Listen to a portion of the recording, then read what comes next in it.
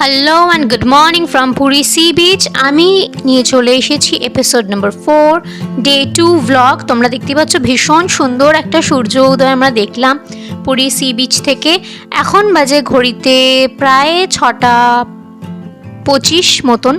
আমরা রওনা দিয়েছি পুরীর জগন্নাথ মন্দিরের উদ্দেশ্যে।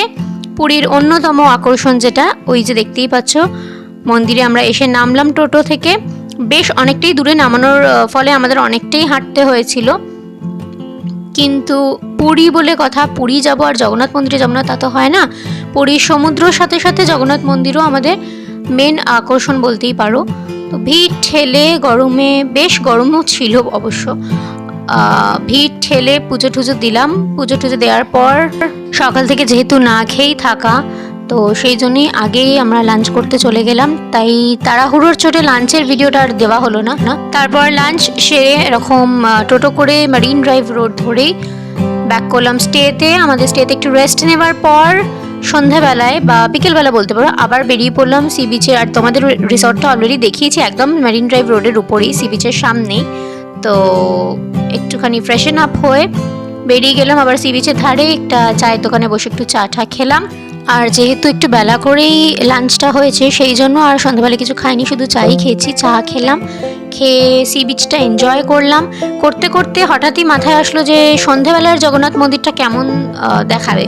তো হঠাৎই হুজুক উঠলো, সেই জন্য আবার আমরা টোটো ধরে সি বিচ থেকে চলে গেলাম জগন্নাথ মন্দিরে মন্দিরটা দেখতে। সন্ধ্যাবেলার ভিউটাও তোমরা দেখতেই পাচ্ছ, ভীষণ সুন্দর।